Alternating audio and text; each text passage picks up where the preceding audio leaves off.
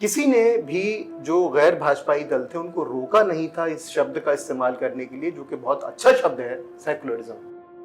आखिर क्यों उन्होंने सेकुलरिज्म छोड़ दिया? आखिर शर्माते क्यों हैं सेकुलरिज्म पर? मुसलमानों का जो सवाल है उस पर एक थोड़ा सा कंफर्ट, थोड़ा सा सोलास मिलेगा। बहुत ज़्यादा एक्सपेक्टेशंस मुझे सरकार से नहीं है, ना ही अपोजिशन से है, लेकिन उस पर एक बातचीत फिर से शुरू होगी। ये डर है कि उस बातचीत को बीजेपी फिर अपनी तरफ ना मोड़ ले। इस राज्य के स्वरूप को यदि मैं कहूं कि किसी एक दस्तावेज ने सबसे बड़ी चुनौती दी तो वो कांग्रेस का मैनिफेस्टो था। अजीब चुनाव है क्योंकि जो जीता है जी। वो हार जैसा लग रहा है, जी जी जो हारा है वो जीत जीते जैसा जैसा लग रहा है। नहीं, Right. यहाँ मुझे ऐसा लग रहा है, जितनी जगह मैं गया है चुनाव में, जितने सर्वेक्षण हमने किए, एक बात तो तय थी कि ये चुनाव लोगों ने लड़ा है। मुझे जो चिंता कर रही है कि नफरत की राजनीति के बारे में क्या कोई संकेत या मैसेज इस चुनाव में हुआ या नहीं।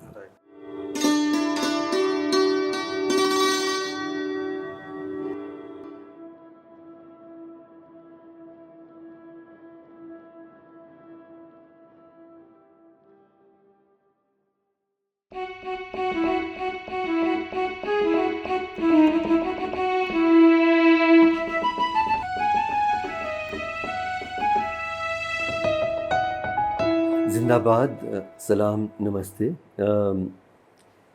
ये दाग दाग उजाला एक सीरीज़ हमने शुरू की है बातचीत की, देश के हालात के बारे में। आज जो बातचीत हम कर रहे हैं ये सवाल पूछ रहे हैं कि चुनाव 2024 के चुनाव पूरे हुए हैं, हमारा जो हिंदुस्तानी वोटर है उनने कुछ बात कहने की कोशिश की है अपना मत डालते हुए। वो क्या बात है, और आगे जो सरकार खड़ी होगी उससे हम क्या अपेक्षा कर सकते हैं इस चुनाव के बाद। इन मुद्दों पे मैं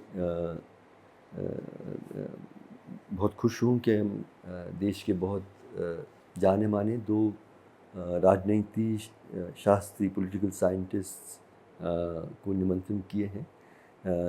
हिलाल अहमद जी हैं जो CSDS में काम करते हैं, शोध भी करते हैं, और हरीश वानखेड़े जो जवाहरलाल नेहरू में पढ़ाते हैं। तो साथियों, मेरा पहला सवाल यही है कि the Indian voter has voted, मतलब उन्होंने जो कहना था वो उन्हें कह दिया। लेकिन जब मैं ये कहता हूँ कि ये समझना ज़रूरी भी है कि कोई एक आवाज़ तो नहीं निकली इस चुनाव से। मतलब देश के अलग अलग समूह, वर्ग, जाति, देश के अलग अलग हिस्सों में उन्हें अलग अलग तरीक़ों से अपना मत रखा। ये कोई सामान्य चुनाव नहीं था। ये मैं मानता हूँ कि शायद हमें लोकतंत्र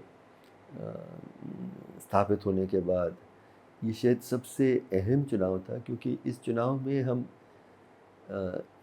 बस इस राजनीतिक दल या उस राजनीतिक दल या इस नेता उस नेता ऐसा चुनाव नहीं कर रहे थे।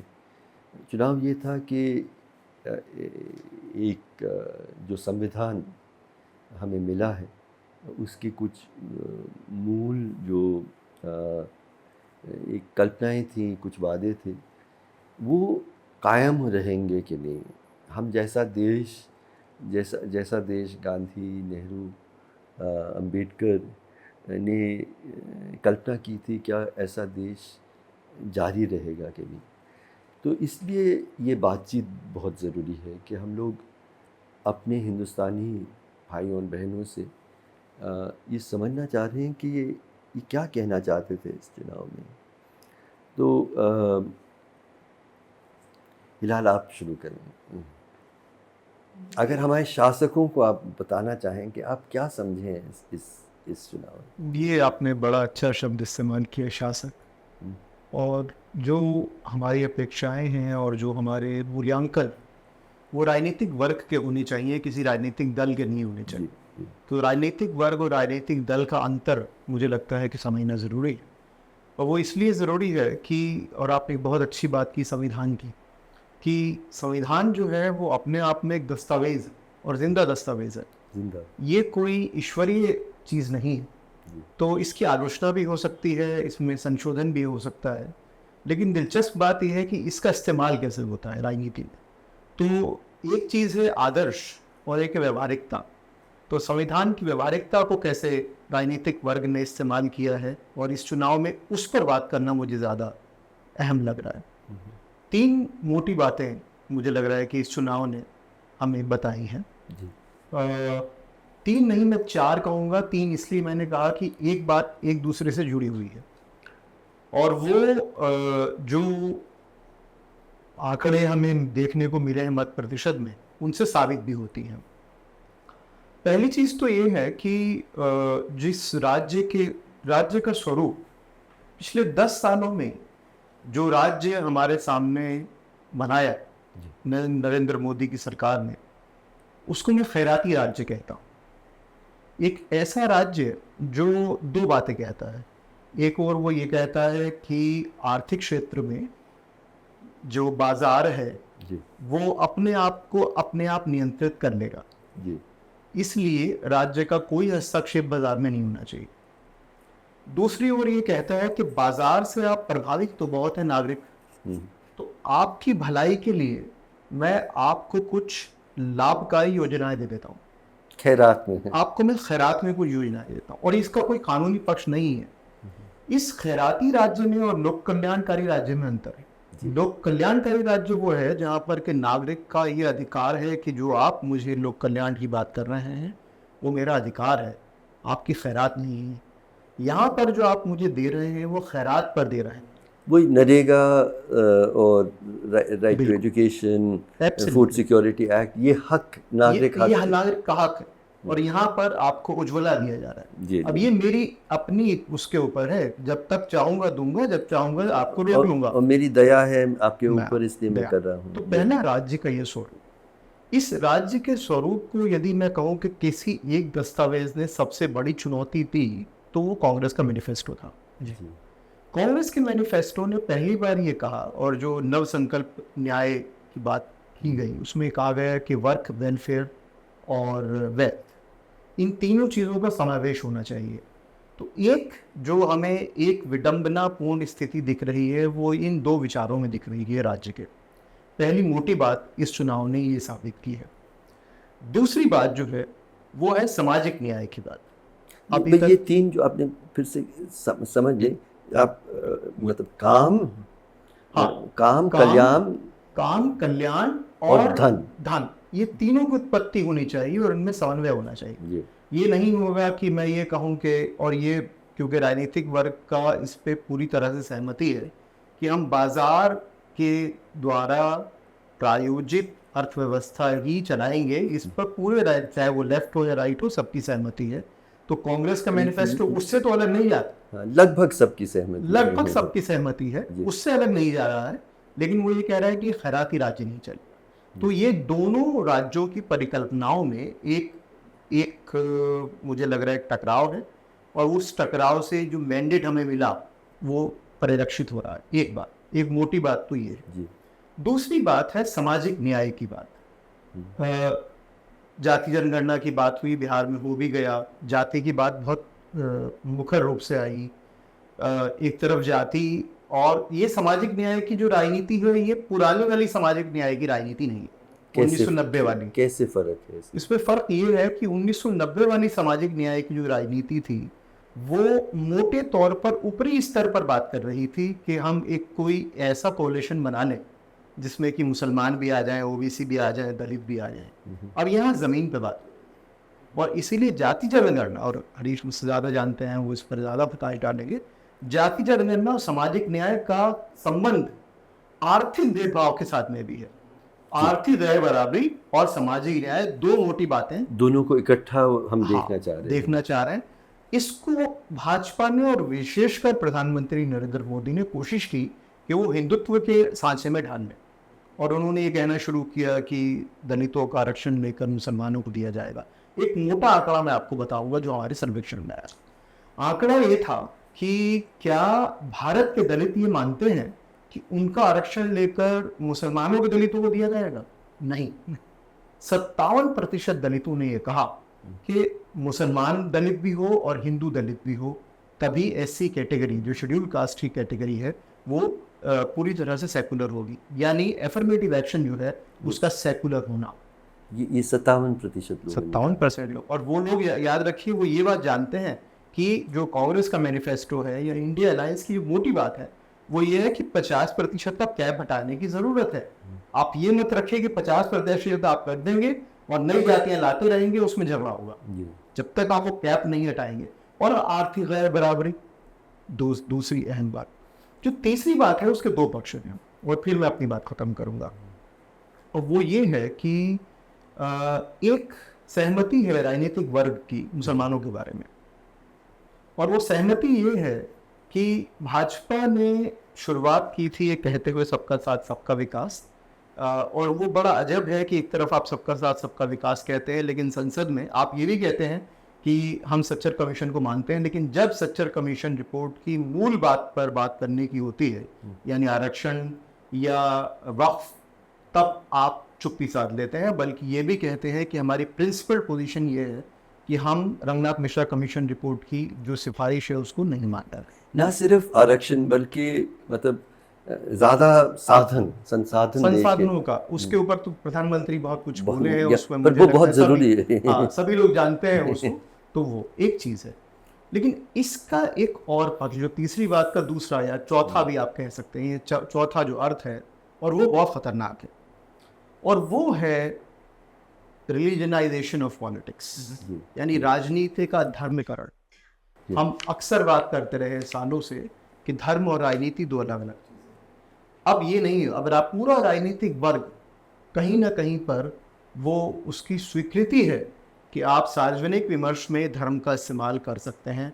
ये मुझे लगता है कि सबसे खतरनाक बात है, और कल के शपथ ग्रहण समारोह में भी हमने ये देखा, ये बात बहुत स्पष्ट आई कि भाजपा जो है इस, और केवल भाजपा नहीं, इस पे केवल हम ये न कहें कि केवल भाजपा इसके लिए जिम्मेदार है, पूरा राजनीतिक वर्ग ये चाहता है कि धर्म को लेकर, और धर्म भी कौन सा धर्म का दार्शनिक पक्ष नहीं, धर्म का वो पक्ष जो रीति रिवाजों से जुड़ा हुआ है, जो अंधविश्वासों से जुड़ा हुआ है।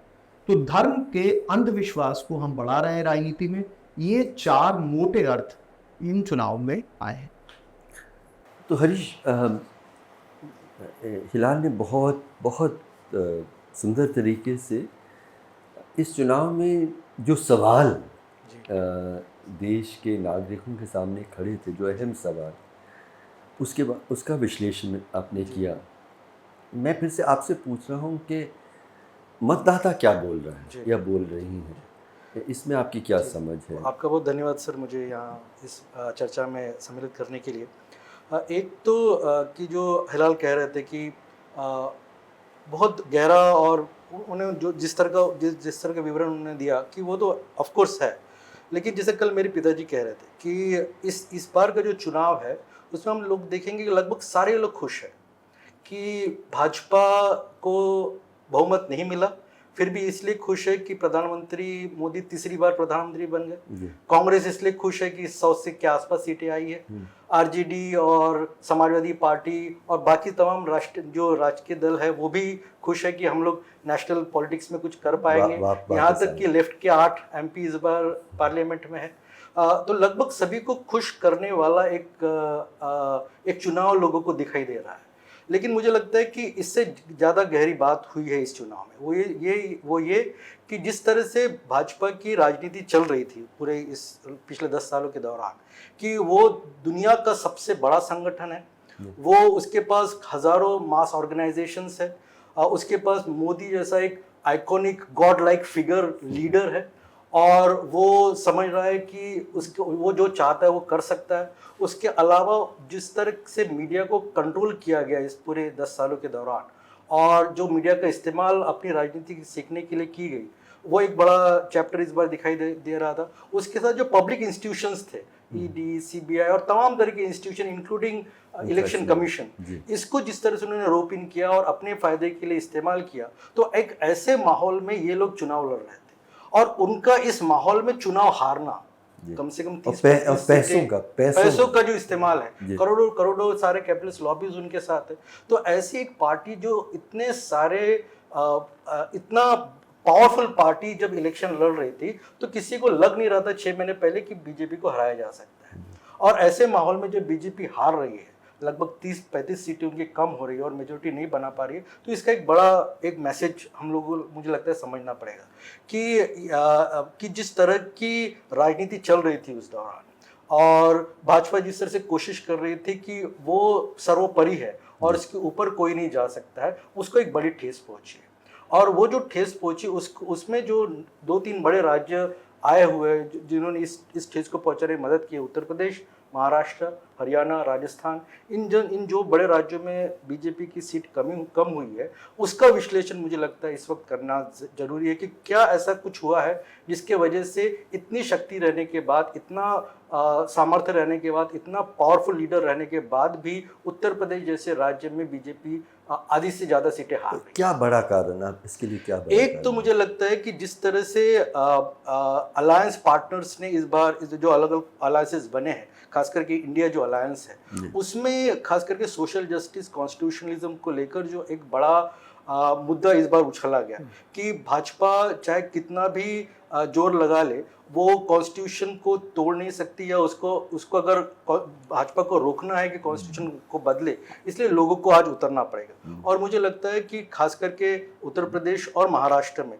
जो दलित कॉन्शियसनेस है, जो उस खास करके संविधान को और कॉन्स्टिट्यूशन को और सोशल जस्टिस के मुद्दों को समझती है, उस खास वर्ग का जो बदलाव है इस वक्त, जो खास करके उत्तर प्रदेश में आपको साफ दिखाई देगा कि बीएसपी जहां 20% वोट लेती थी, आज उसका वोट परसेंट 10% हुआ है और 10% का शेयर मुझे लगता है कि समाजवादी पार्टी और कांग्रेस के साथ आया है और उसके वजह से वह एक नया आयाम हमको दिखाई देता है। वैसे ही महाराष्ट्र में भी वंचित बहुजन आघाड़ी नाम की एक बड़ी पार्टी थी जिसको पिछले 2 इलेक्शंस में लगभग 8 से 9% वोट आता था, उसका वोट शेयर गिर के इस बार ऑलमोस्ट 2% हुआ है। तो दलितों ने तय किया था इस बार महाराष्ट्र में और उत्तर प्रदेश में कि जो संविधान को छेड़छाड़ करेगा, जो सोशल जस्टिस का जो अर्थ है उसके साथ कोई भी आपत्ति उठाएगा, तो उसको खिलाफ हम लोग वोट नहीं देंगे और जो अलायंस इसके सपोर्ट में है उनको वोट देंगे। तो मुझे लगता है एक बड़ा जो सोशल जस्टिस का अलायंस इस बार बना है, उसको लोगों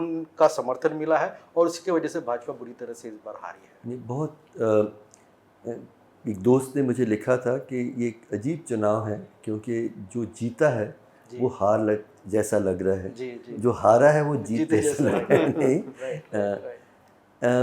पर मैं सोशल जस्टिस का मुझे लगता है एक क्लियरर संदेश है और नौकरियों का भी, मतलब रोजगार का, ये मुझे लगता है ये 2 तो क्लियर है।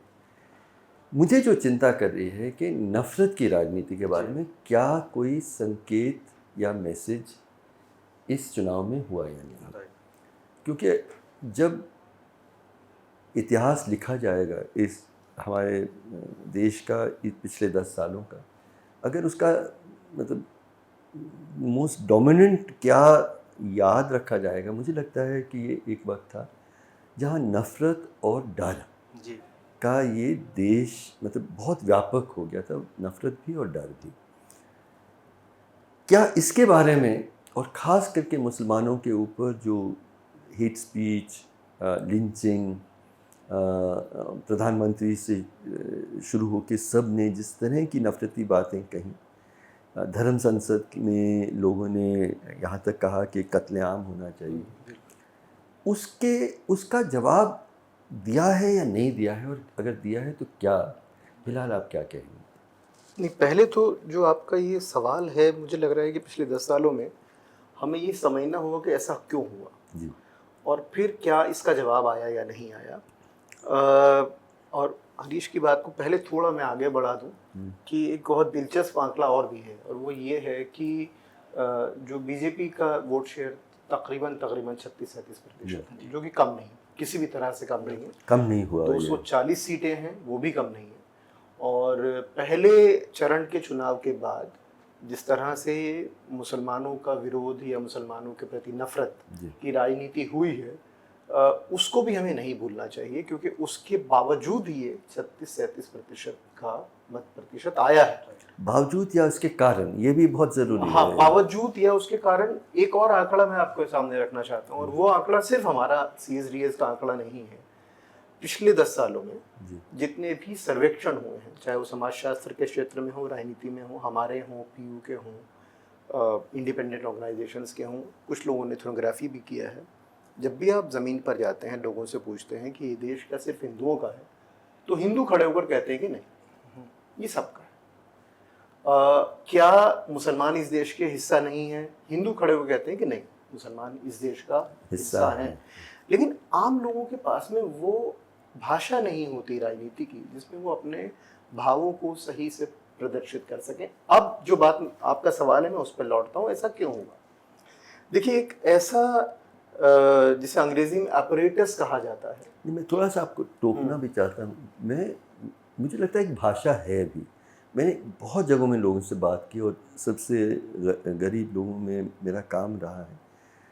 वो ये कहते हैं कि एक बगान में सिर्फ एक ही रंग के फूल होंगे तो कहाँ मज़ा होगा, अलग अलग रंग। इस तरह से विविधता पर तो मुझे लगता है कि एक बहुत क्लियर सोच है। बिल्कुल, ये है। लेकिन उस विविधता के बावजूद जो कुछ हमने देखा वो कैसे हुआ? वो उसके लिए एक अपरेटस है, एक ऐसा तंत्र का निर्माण हुआ पिछले 10 सालों में जो कहीं लिखा नहीं गया, लेकिन अगर हम बहुत ध्यान से उसका विश्लेषण करेंगे तो दिख जाएगा। RSS मतलब 10 सालों में तो काम नहीं किया, लेकिन मजबूत हुई इस दौरान। नहीं, RSS पे मैं बाद में आऊंगा, पहले मैं ये तंत्र पर मैं थोड़ा चाहता हूं कि वो तंत्र RSS का तंत्र नहीं, RSS का तंत्र नहीं है, सिर्फ RSS का तंत्र नहीं। अच्छा, RSS के साथ देखिए, RSS की जब भी हम बात करेंगे तो हमें एक बात याद रखनी चाहिए कि, और यहीं पर फर्क है, जिसे हम संघ परिवार कहते हैं, उसमें हर किसी की अपनी वस्तु स्थिति है, अपनी एक लोकेशन है। तो RSS एक नेटवर्क है, VHP एक NGO है, BJP एक political party, registered political party, अपनी लोकेशन से सब बोलते हैं। ये वैचारिक रूप से साथ हैं और इस विचारधारा के बहुत सारे और अवयव भी हैं। तो वो बात तो है, लेकिन ये तंत्र कैसे कायम हो गया? जैसे ही 2014 आया और 2014 के बाद ये तंत्र कैसे काम करने लगा? वो इस तरह काम करने लगा कि एक चीज तो हमने महसूस की कि सिवाय कुछ बहुत बड़े वायलेंट दंगों के, आमतौर पे जो एंटी मुस्लिम वायलेंस था वो लिंचिंग के रूप में परिलक्षित हुआ।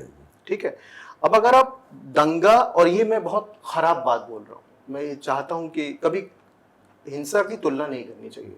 जो भी हिंसा की तुलना करता है दरअसल वो खुद हिंसा लेकिन विश्लेषण के दृष्टिकोण से करना पड़ेगा। सांप्रदायिक दंगा और किसी व्यक्ति को, अकेले व्यक्ति को बहुत सारे लोगों के द्वारा मारा जाने में एक अंतर है। अंतर यह है कि उसकी इकोनॉमी बड़ी है, यहाँ आपको केवल 1 या 2 लोगों को मारना है और उससे प्रभाव या आतंक को पैदा करना है। बिल्कुल, और नफरत और डर। मैं तो लिंचिंग को ज़्यादा गंभीर मानता हूँ उसके परिणामों के हिसाब से। संख्या बहुत कम है, लेकिन एक लड़के को आपने ट्रेन में मारा, हर मुसलमान जो ट्रेन में जाता है डरने लगा। वो मेट्रो में वालेकुम अस्सलाम नहीं कहेगा, बिल्कुल किसी का जवाब आएगा। तो एक बिल्कुल नीचे के स्तर पर एक घटना घटी लिंचिंग की, ये पहला स्तर है। तंत्र का पहला स्तर ये है कि आपको बहुत कम लोगों को मारना है। तंत्र का दूसरा स्तर ये है कि आपने मीडिया विमर्श खड़ा करना है। आपने एक, जिसको हम गोदी मीडिया कह देते हैं, वो रोज रात को उस स्थानीय घटना को राष्ट्रीय घटना बना देगा। ये दूसरा स्तर है। अब वो आपके विमर्श में आ गया। जैसे कि मैंने कहा कि हिंसा की तुलना नहीं करना चाहिए। एक मुसलमान लड़के ने एक हिंदू लड़की का कत्ल किया, उसके टुकड़े कर दिए, लेकिन ऐसा तो आम तौर पर बहुत सारी जगह पर देखा गया है।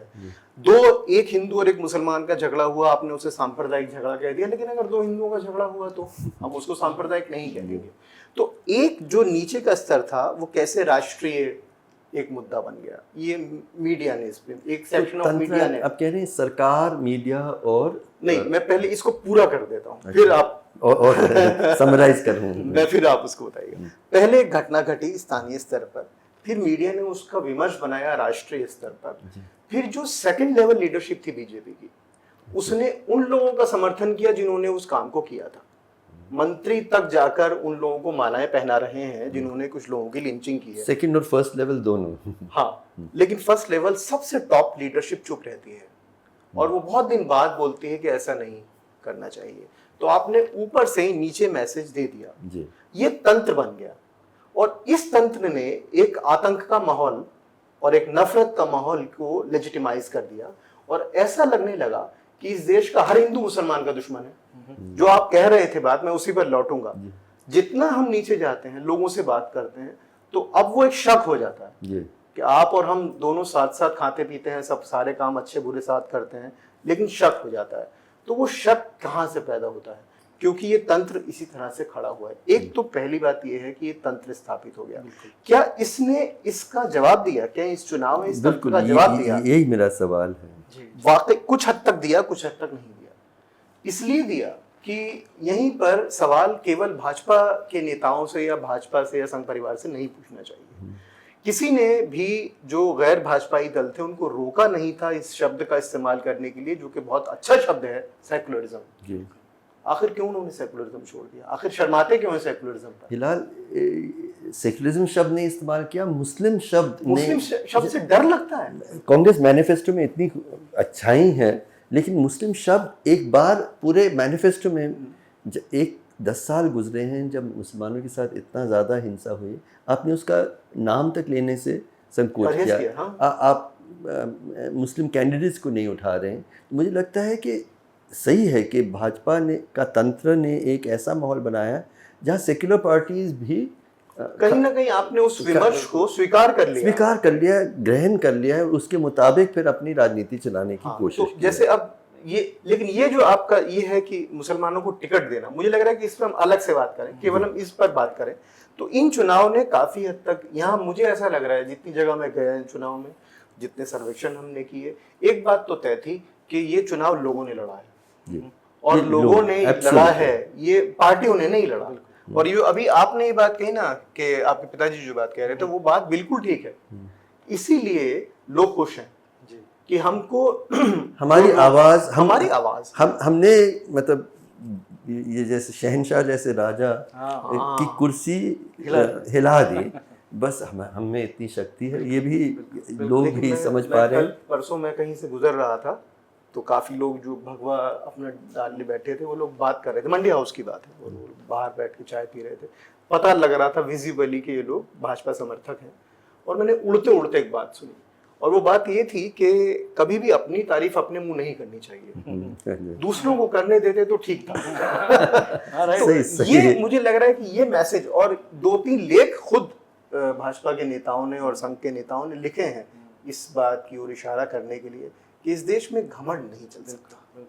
नहीं, ये सब सही है और इसलिए मैं वापस जा रहा हूँ, लेकिन सामाजिक न्याय की भी बात हुई है, घमंड की भी बात हुई है। मैं लाभार्थी नहीं होना चाहता हूँ, नागरिक बनना चाहता हूँ, ये बात भी है। Don't take me for granted, मेरे रोज़ के ज़िंदगी के सवालों पे आपको ध्यान देना ज़रूरी है, ये भी बात है। लेकिन जो नफ़रत आपने फैलाया है हमारे देश के नागरिकों के खिलाफ, इसका हम खुल के विरोध कर रहे हैं। क्या ये मतलब can be read this into the election result? मतलब कहीं जैसे अयोध्या का रिज़ल्ट आया, फैज़ाबाद का, मणिपुर का बहुत ज़रूरी है। मणिपुर में, क्योंकि मणिपुर में जाता रहा हूँ, मणिपुर मैं कल्पना नहीं कर सकता था कि माइती कांग्रेस का समर्थन देंगे भाजपा के खिलाफ फ्रॉम इम्फाल। तो कहीं कहीं संकेत दिख रहा है कि हमें नफरत की राजनीति से परहेज है। नरेंद्र मोदी जी का वोट शेयर बहुत कम हुआ, ये भी एक संकेत है। लेकिन फिर भी मैं आश्वस्त होना चाहता हूँ, लेकिन नहीं हो पा रहा हूँ कि इस देश के मतदाताओं ने नफरत की राजनीति का विरोध किया। इसका मैं मुझे लग रहा है कि जैसे बीजेपी की जो पहले 2 फेजेस के इलेक्शंस थे, उसमें आप देखेंगे कि लगभग डेवलपमेंट और मोदी की गारंटी, इन दोनों मुद्दों पर उन्होंने बड़ा मोबिलाइजेशन किया। लेकिन उनको पता चला कि कोई ये काम नहीं कर रहा, असर नहीं आ रहा बिल्कुल है। नहीं कर रहा। जी। और मुझे लगता है कि तीसरे फेज के बाद उन्होंने ये जो भाषा हिलाल कह रहे थे, एंटी मुस्लिम और सेक्युलरिज्म के खिलाफ जो भाषा थी, उसको इस्तेमाल करना शुरू किया। तीसरे इट बिकेम वेरी क्लियर कि ये चुनाव का यही मुद्दा यही है, मुद्दा है, यही बिल्कुल। मुद्दा है। तो मुझे लग रहा था कि भाजपा का जो कोर वोटर है वो भी उनके साथ जा नहीं रहा था उस वक्त। और मुझे लगता है कि बिना कम्युनलिज्म का, बिना एंटी मुस्लिम रेटोरिक के जो कोर वोटर से बीजेपी का, वो उनके साथ नहीं जाएगा। और इसीलिए दूसरे फेज के बाद उन्होंने रेटोरिक को पब्लिकली अपने बड़े नेताओं से, इंक्लूडिंग प्राइम मिनिस्टर मोदी, उन्होंने भी कोई कोताही नहीं बरती और इस मुद्दे को बड़ा बनाया ताकि अपने कोर वोटर्स को कम से कम, जो नहीं उनको दिखाई दे रहा था कि पहले 2 फेजेस में उनको वोट नहीं पड़ रहा है। दूसरे जो अपोजिशन है, अपोजिशन की जो कोताही है कि वो लोग सेक्युलरिज्म और मुस्लिम क्वेश्चन को उस तरह से अपहेल्ड नहीं कर पाए या उस तरह से उसको वो रेटोरिक नहीं बना पाए।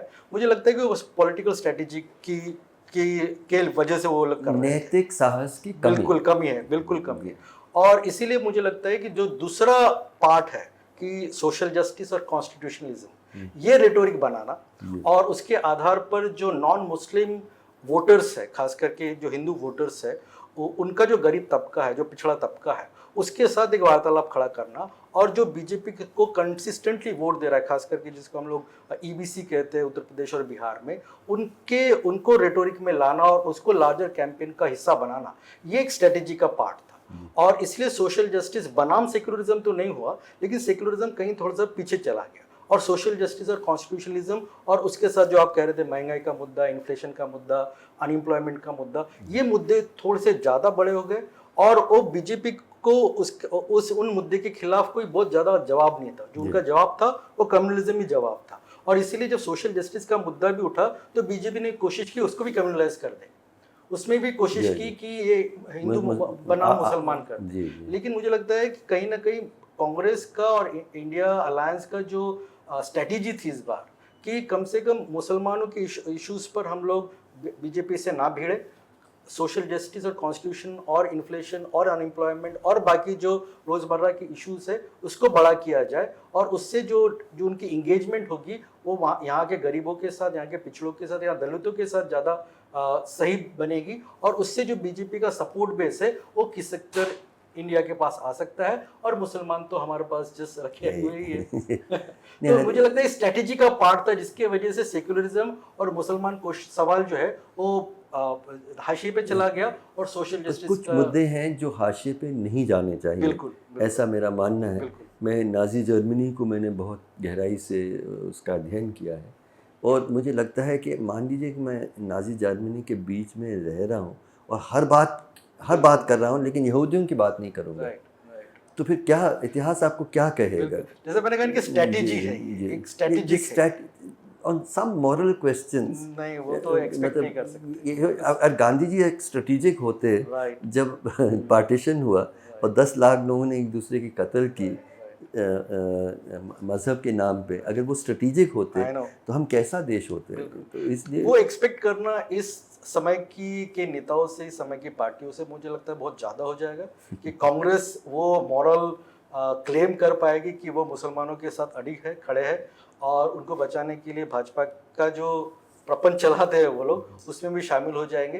तो थोड़ा सा इसमें मॉरल डिलीमा है कांग्रेस का, और वो उसके साथ खड़े नहीं हो पा रहे। मुझे लगता है कि समाज, आम नागरिक को ये नैतिक साहस लेके खड़ा होना पड़ेगा। उनका दबाव जब कांग्रेस पार्टी में होगा तभी ये बदलाव आ सकेगा। एक छोटा सा बस जो हरीश कहते हैं उसको सब्सटेंशिएट करूंगा मैं आंकड़ों से। आपने जो बात कही बिल्कुल ठीक है कि भाजपा को जो समर्थन मिला दोनों फेज के बाद अगर देखें तो, अगर सिर्फ आंकड़ों के दृष्टिकोण से देखें तो लोअर ओबीसी, आदिवासी और एक बड़ा तबका दलित और अपर कास्ट, ये भाजपा का ग्रुप है, का समर्थन जो है वो कंसोलिडेशन है।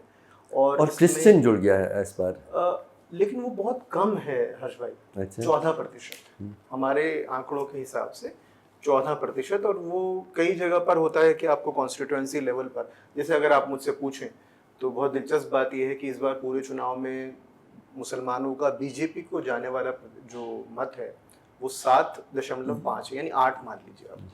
पहले ये 9 और 10 होता था, लेकिन अगर मैं इसको बिखेर दूं तो ये एक्चुअली स्टेट वाइज बड़ा दिलचस्प हो जाता है। जैसे मान लीजिए गुजरात में 2 ही पार्टियां हैं, कांग्रेस बीजेपी, तो 70% मुसलमानों ने दिया कांग्रेस को, लेकिन 30% ने दिया बीजेपी को। वजह है कि आप जब लोकल होते हैं तो आपका विरोध है, आपको पता लगता है, समर्थन भी है, समर्थन, तो वो हमें थोड़ा उसको उस नज़र से। लेकिन जो ये बात कह रहे थे हरीश, बिल्कुल ठीक है कि ये एक खास किस्म का जो लोअर गरीब आदमी है, तो एक तरफ तो बीजेपी की सबॉल्टन रीच है जिसको हम नहीं नजरअंदाज कर सकते, चाहे वो लाभार्थी की वजह से हो, चाहे वो किसी और कारण से हो। 1/3 दलित ने बीजेपी को सपोर्ट किया है 2019 में भी और इस बार। और जो अपर कास्ट कैसे अक्सर ये शब्द आता है वोट, अगर आप मुझसे पूछे 96 के बाद से, जो जब से हम ये कर रहे हैं सर्वेक्षण, तो अगर कोई वोट बैंक है तो भाजपा का वोट बैंक है और अपर कास्ट वोट बैंक, बिल्कुल उस पर कोई बात नहीं होती जी। तो ये हरीश कह रहे हैं, मुझे लग रहा है बस मेरा काम ये है कि मैं आंकड़ों से आपकी बात को हम ज़्यादा। जहाँ तक वोट बैंक की बात हुई, मुझे खारगे साहब का सबसे अच्छा जवाब, बहुत खूबसूरत, पूरे चुनाव में उन्होंने कहा हाँ कांग्रेस का एक वोट बैंक है, वो है हिंदुस्तान के नागरिक, और वहीं हमें अपनी राजनीति ले जाना ज़रूरी है। मेरा आखिरी सवाल बहुत बड़ा सवाल है और मुश्किल सवाल है, वो है कि अब बदलेगा क्या। हमने समझने की कोशिश की कि इस देश के जो मतदाता थे उन्होंने क्या बोलने की कोशिश की और क्यों बोलने की कोशिश की, इन दोनों की बात की, और जो नहीं बोला उसके बारे में भी बात हुई। मेरा सवाल है कि नरेंद्र मोदी पहली बार एक अलायंस में आएंगे, पहली बार एक सशक्त और यूनाइटेड ऑपोजिशन का सामना करेंगे, लेकिन क्या बदलेगा क्या नहीं बदलेगा अभी कहना मुश्किल है, लेकिन आप दोनों राजनीति के विशेषज्ञ हैं, तो मैं समझना चाह रहा था आप दोनों से, कुछ सवाल थे, मैं अपना पढ़ता भी हूँ कि क्या संविधान सुरक्षित रहेगा, पहला सवाल। जो पॉलिटिकल प्रिजनर्स हैं, जिन्हें 4-5 सालों से BK16 और ये दिल्ली दंगों के नाम पे बंद किया है, उनका क्या होगा, क्या उनको न्याय मिलने की संभावना आपको दिख रही है इन बदले हुए माहौल में। जो मुसलमानों के ख़िलाफ़ जो नफ़रत का खुला वातावरण था, क्या उसमें बदलाव आएगा? क्या दलितों को जिस तरह की घटनाएं गैंग रेप वगैरह की हुई हैं, क्या उससे निजात उनको मिल पाएगा? क्या, और ये बहुत मुश्किल सवाल है, उनमें सबको एक साथ रखना चाहता हूँ ताकि आप लोग के जो यूनिवर्सिटी है, क्योंकि एक चीज़ और हुआ है जो पिछले 10 सालों में यूनिवर्सिटी में एक जगह थी, लिबरल आर्ट्स यूनिवर्सिटी में और JNU जैसे यूनिवर्सिटीज़ से शुरू करके, जहाँ पे नौजवान मतलब बिना डर के कल्पना करती थी कि ऐसा होना चाहिए, ऐसे नहीं होना चाहिए, बदलाव होना चाहिए। अब वो बिल्कुल ही थम सा गया है। क्या उसकी आज़ादी, सोच की आज़ादी, वो भी यूनिवर्सिटी के अंदर, क्या वो लौटने की संभावना है? क्या सरकार से असहमत होना आज बहुत ख़तरनाक है, मतलब पिछले 10 साल बहुत, और आप मुझसे भी पूछें तो मेरे ख़िलाफ़ मैं ये पूरी ज़िंदगी और अगली ज़िंदगी में जेल में गुजार सकता हूँ, उतने सारे मेरे ऊपर अपराध हैं, और मैं सिर्फ ये कह रहा हूँ हम मोहब्बत के साथ रहें। तो क्या सरकार से असहमत होना इतना ख़तरनाक, कम ख़तरनाक हो जाएगा? और आखिरी बात, और बहुत सारे सवालों में, क्या हमारी मीडिया अब अपनी आवाज़ ढूंढ पाएगी? और क्या हमारे जो जज साहिबान हैं क्या वो अपना ज़मीर ढूंढ पाएंगे? ये मतलब कहना बहुत मुश्किल है, लेकिन मैं उम्मीद कहाँ ढूंढ पाऊँ? मैं उम्मीद ढूंढने की बहुत बहुत इच्छा है मेरी इस अंधेरे के बीच में। क्या मैं उम्मीद की रोशनी मुझे कहीं दिख रही है? ये मैं आप दोनों से पूछना चाह रहा हूँ। ये सवाल हम सभी के जहन में है कि ये सवाल सिर्फ आपका सवाल नहीं, हम सभी लोगों का सवाल है जो राजनीति पढ़ा रहे या पढ़ रहे हैं या इन विषयों पर अध्ययन करते हैं और इस देश के नागरिक हैं। मेरे ख्याल में ये सभी लोगों का सवाल है जी। और इसलिए थोड़ा सा डिप्रेसिंग है, इसलिए इसमें पैसिविटी है और हम लोगों को भी बहुत ज़्यादा समझ में नहीं आता है कि ये जो चुनाव है वहाँ पर हम लोग देख रहे हैं कि एक खिलाफत तो इस बार है भाजपा के खिलाफ, कि लोगों ने तय किया है कि भाजपा को कहीं ना कहीं हम लोग ठोकर मारेंगे और इसको रोकेंगे। तो उससे से मुझे लगता है कि पता चलता है कि कहीं ना कहीं उसमें जो हमलिंग है, बीजेपी में जो हमलिंग आई है वो इस इलेक्शन में साफ तरीके से आई है। और चूंकि हमलिंग हुआ है, लेकिन कई बार जो जख्मी शेर है वो ज़्यादा खतरनाक होता है। मतलब ये भी नहीं, इसीलिए मैं कह रहा था कि हम लोग बहुत शेर हैं कि नहीं ये अलग सवाल है। लेकिन इसलिए हम लोग बहुत पेसिमिस्ट है, मुझे बहुत ज़्यादा होप नहीं दिखाई देती है। लेकिन चूंकि ये अलायंस की सरकार है और उसमें दो बड़े घटक दल है, जेडीयू और टीडीपी, दोनों की अगर थोड़ा सा भी उनका इतिहास देखेंगे तो पता चलता है कि वो अपने एक सोशलिस्ट और सेकुलरिज्म और सोशल जस्टिस के मुद्दों पर उन्होंने अपनी पार्टियां बनाई है और खड़ी की है और राजनीति की है। तो कम से कम सेकुलरिज्म जैसे शब्दों को पुनर्जागृत तो किया जा सकता है इस दौर। परहेज नहीं होगा। और उसमें मुझे लगता है कम से कम मुसलमानों का जो सवाल है उस पर एक थोड़ा सा कंफर्ट, थोड़ा सा सोलास मिलेगा। बहुत ज़्यादा एक्सपेक्टेशंस मुझे सरकार से नहीं है, ना ही अपोजिशन से है, लेकिन उस पर एक बातचीत फिर से शुरू होगी। ये डर है कि उस बातचीत को बीजेपी फिर अपनी तरफ ना मोड़ ले, कि जहाँ पर भी मुस्लिम सवाल आता है बीजेपी उस पर छक्का मारने के लिए हमेशा खड़ा होता है। और इसीलिए ये एक डर हमेशा बना रहता है कि मुसलमानों का जब भी सवाल बड़ा होगा उसमें कौन सी पार्टी को ज़्यादा फायदा होगा, वो हमेशा बीजेपी को होता है। तो इसलिए वो डर हमेशा बना रहेगा कि सेक्युलरिज्म और मुसलमानों का सवाल तो ऑफकोर्स बड़ा होगा, क्योंकि अपोजिशन इतनी ताकत में आ जाई है और बीजेपी के साथ जो अलायंस पार्टनर्स है टीडीपी और जेडीयू, ये अपने लेवल पर सेक्युलरिज्म के सवाल को बड़ा करते हैं। पर ईडी सीबीआई कितना ताकतवर रहेगा? बिल्कुल है, जैसे मैं कह रहा कि भाजपा में बहुत ज़्यादा बदलाव नहीं है, और इसलिए जब आप सिविल लिबर्टीज़ की और जो लोग प्रिजनर्स हैं उनकी बात कर रहे थे तो मुझे नहीं लगता है कि उसमें कोई भी बड़ा बदलाव आने वाला है। बीजेपी उतनी ताकत से, उतनी ही अथॉरिटी के साथ, उतने ही एट्रोशियस तरीके से सिविल लिबर्टीज़ और फ्रीडम ऑफ एक्सप्रेशन पे फिर से आघात करेगी। और मुझे नहीं लगता है कि जो पार्टियां बीजेपी के साथ इस वक्त सरकार में हैं और अपोजिशन में जो लोग हैं वो इस विषय पर बहुत ज़्यादा सक्रिय होकर बहुत बड़ा कोई मूवमेंट लीड करने वाला है, इसको लेकर मैं आश्वस्त नहीं हूँ। रही बात यूनिवर्सिटी की, मुझे लगता है कि यूनिवर्सिटी में एक बदलाव आने का संभावना है। वो इसलिए क्योंकि जो अगर आप कंडीशन देखें जेएनयू या दिल्ली यूनिवर्सिटी या आईआईटी, जिस तरह का ऑलमोस्ट एक तरह का डिक्लाइन है क्वालिटी एजुकेशन का, हायर फीस हो गई है और इंफ्रास्ट्रक्चर खराब है, और जो नए अपॉइंटमेंट्स हुए हैं कई जगहों पर इन यूनिवर्सिटीज़ में उनका कोई स्तर नहीं, और इसीलिए जो बच्चे आज यूनिवर्सिटी में आएंगे वो कोशिश करेंगे कि ये व्यवस्था बदले।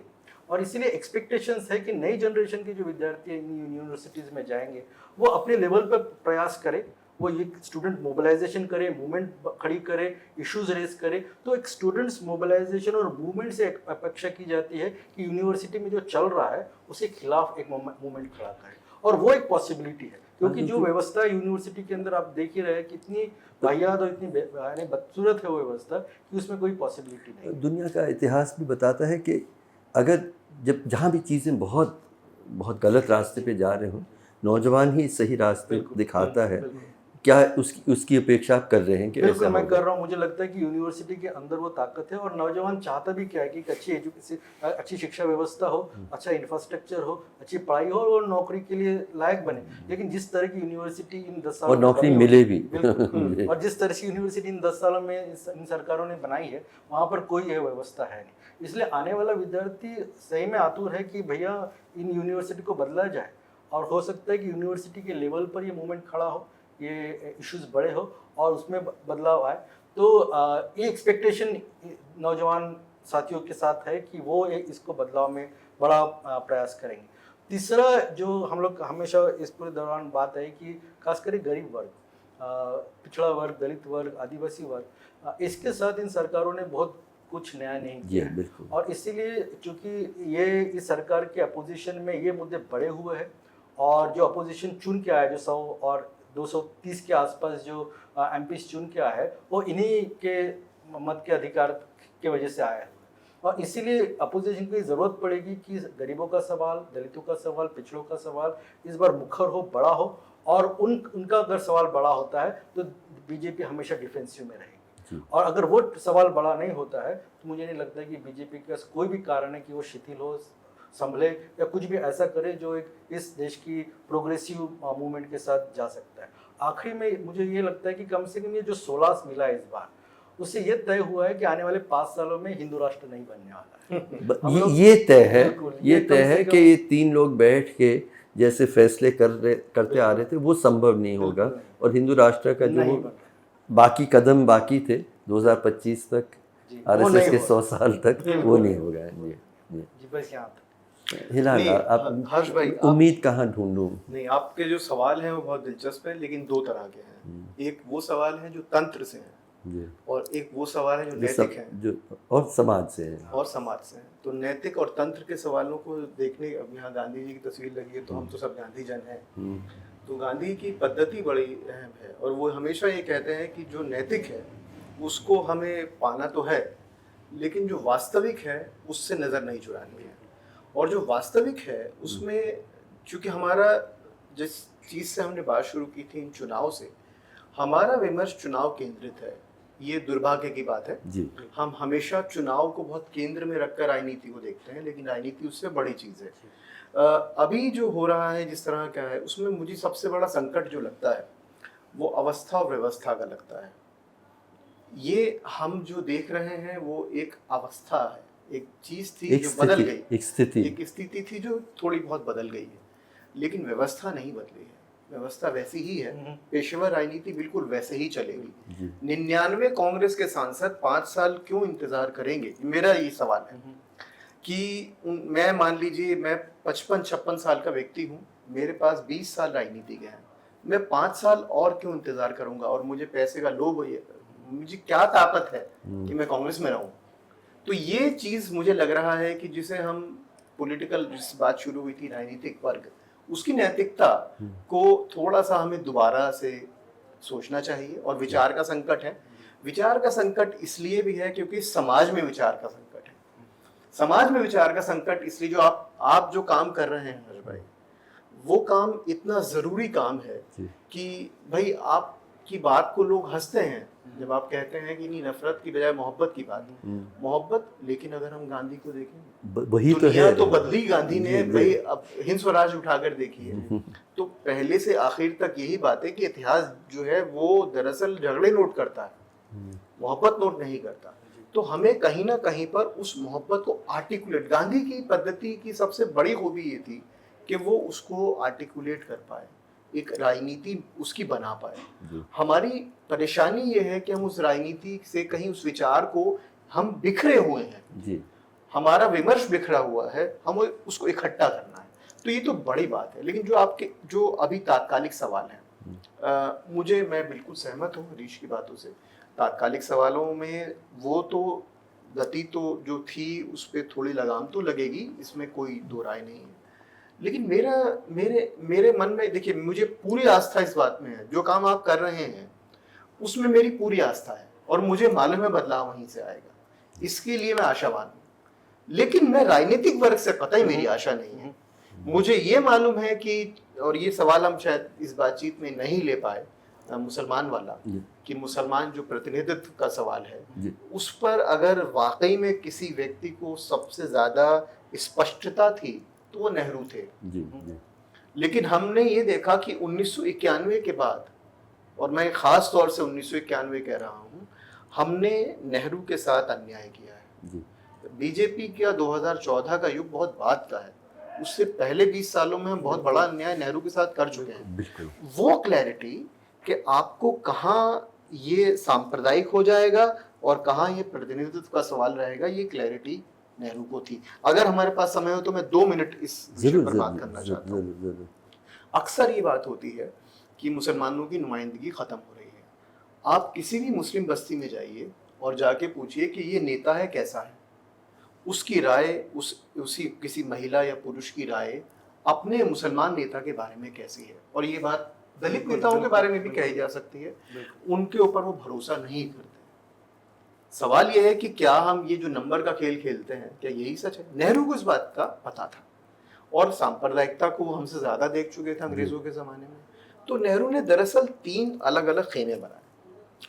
उन्होंने कहा कि जो राजनीति है वो पूरी तरह से सेकुलर होगी, इसलिए हमारी पार्लियामेंट में याद रखिए जो ये तीनों जो कैटेगरीज हैं, बल्कि चारों, SC, ST, माइनॉरिटी और बाद में OBC, ये socio economic backwardness and untouchability, ये मूल सेकुलर आधारों पर हैं। जी जी। इसका कोई धर्म से लेना देना नहीं है और ये ओपन एंडेड है। आप आते हैं जाते हैं, यहाँ तक कि शुरुआती दौर में जो अनुसूचित जाति वाला वर्ग था उस पर भी कुछ जातियाँ आती थीं, अपना लेंगी फिर जाएंगी, ये एक सर्कुलेशन था।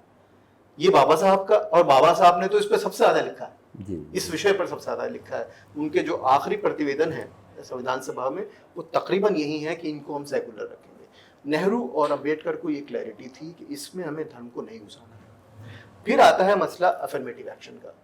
नेहरू और अंबेडकर का दोनों का बिल्कुल ये था कि सोशियो इकोनॉमिक बैकवर्डनेस पर अफर्मेटिव। तो यानी आप ये कह रहे हैं कि नुमाइंदगी का सवाल सेकुलर होगा, आप ये कह रहे हैं कि अफर्मेटिव एक्शन का सवाल सेकुलर होगा, लेकिन इसका मतलब ये नहीं कि नेहरू जो है या अंबेडकर इस बात से नकार रहे हैं कि इस देश में दलित और मुसलमान की पहचान भी है। प्रेजेंस का सवाल, तो रिप्रेजेंटेशन, इंक्लूजन और प्रेजेंस, ये तीनों चीजें अलग अलग हैं। Very well said. और जो प्रेजेंस है वहां पर वो अधिकार देने को तैयार है। वो अलीगढ़ मुस्लिम यूनिवर्सिटी से मुस्लिम नाम नहीं हटाना चाहते क्योंकि प्रेजेंस का सवाल है। वो ताजमहल को नहीं हटाना चाहते क्योंकि वो मुस्लिम, और वो शाहजहां को बहुत अच्छा मानते हैं, औरंगजेब को बिल्कुल कमजोर मानते हैं नेहरू। तो इसका मतलब जो प्रेजेंस का सवाल होगा वहां पर तो बिल्कुल आप कुंभ का मेला भी करेंगे, आप प्रेजेंस आप सारे मजहबों की रखेंगे, लेकिन तंत्र में आप सेकुलर होंगे। तो ये जो राजीव भार्गव कहते हैं प्रिंसिपल डिस्टेंस, मुझे लग रहा है कि इसको थोड़ा और खोलना चाहिए। और अगर हम ये देखेंगे तो ये तीनों चीजें अलग अलग आएंगी। हमको ये चीज को असर्ट करना है। बीजेपी क्या कर रही है, बीजेपी इन तीनों को मिलाती है और कहती है कि आप जो अपीसमेंट कर रहे हैं। हम प्रेजेंस रहेगा उसमें, अपीसमेंट तो कुछ है ही नहीं। और या जितने देखिए फैसले आए, चाहे वो आंध्र प्रदेश हाईकोर्ट वाला फैसला हो रिजर्वेशन का मुसलमानों को लेकर, रंगनाथ मिश्रा कमीशन की रिपोर्ट हो, सच्चर की रिपोर्ट हो, सोशियो इकोनॉमिक बैकवर्डनेस की बात है, वहाँ मजहब की बात नहीं है। तो इन तीनों चीज़ों को रिप्रेजेंटेशन, इंक्लूजन और प्रेजेंस को अलग अलग करना पड़ेगा, इस पे एक आर्ग्यूमेंट बनाना पड़ेगा। और ये केवल मुसलमानों की बात नहीं है, ये तमाम जो और जाति जनगणना होती है तो हमें ये हमारा ये पर्सपेक्टिव होना चाहिए। सभी जो शोषित समूह हैं उनके साथ में, उनके साथ हमारा ही पर्सपेक्टिव होगा। तो हिंदुत्व की जो धर्म की राजनीति देखिए, वो धर्मांधता की राजनीति है, धर्म की राजनीति नहीं है। वहां फंसेंगे। कांग्रेस ने क्या किया, जो सबसे बड़ी मुझे लग रहा है कि वो एक डिफेंसिव और रॉन्गली डिफेंसिव एक एटीट्यूड है कि आप बहुत 10 साल बाद आप पहुंचे हिंदुइज्म और हिंदुत्व की बहस में। जो गांधी का हिंदुइज्म है उसमें ये तीनों चीजें बड़े आराम से आ जाती हैं कि आखिरी दिनों के गांधी जो है वो बड़े पक्के सेकुलर हैं।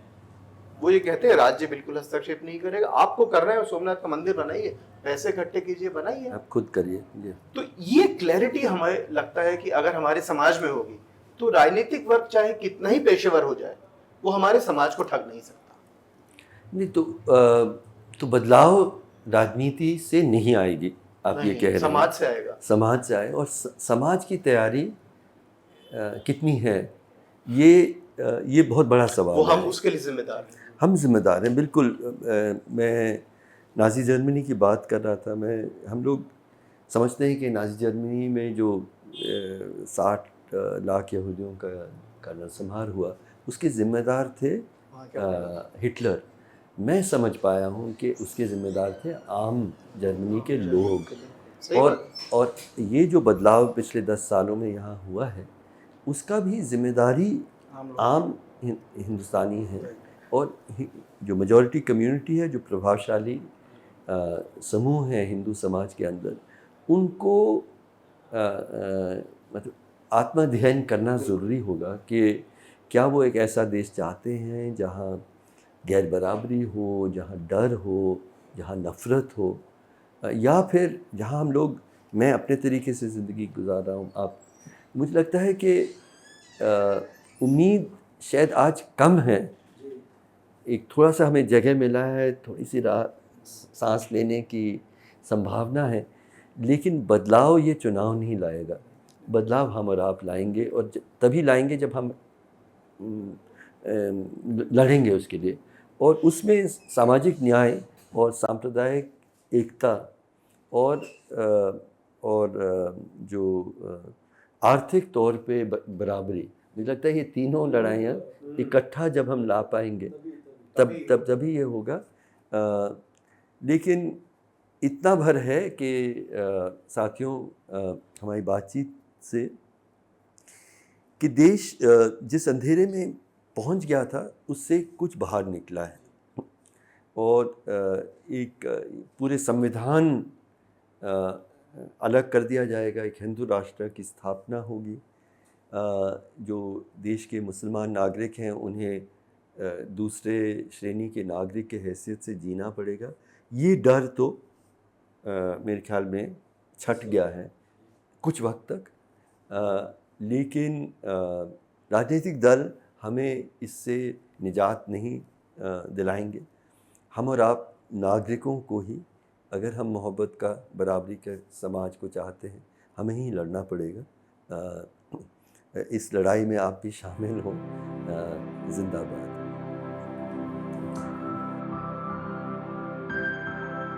ये दाग दाग उजाला, ये शब कसीदा सहर, वो इंतजार था जिसका, ये वो सहर तो नहीं।